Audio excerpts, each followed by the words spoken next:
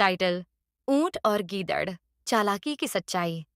Story: बहुत समय पहले की बात है। एक नदी के पास एक ऊंट और एक गीदड़ रहते थे। दोनों में बहुत अंतर था।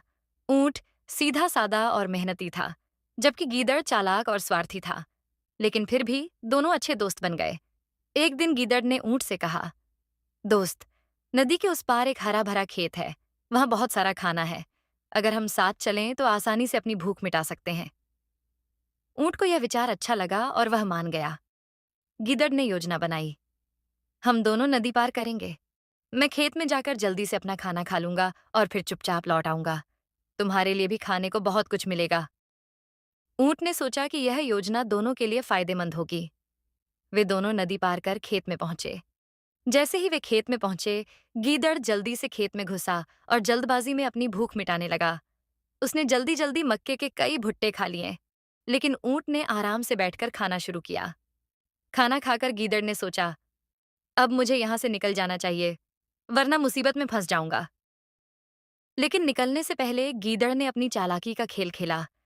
उसने जोर जोर से चिल्लाना और हुड़दंग मचाना शुरू कर दिया।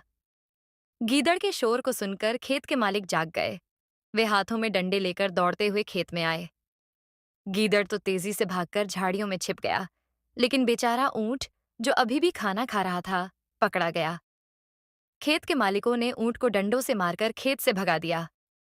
जब ऊंट किसी तरह नदी के पास पहुंचा, तो उसने गीदड़ को झाड़ियों में आराम से बैठे हुए देखा।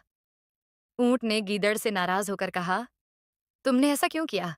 तुमने जानबूझकर शोर मचाया ताकि मुझे परेशानी हो?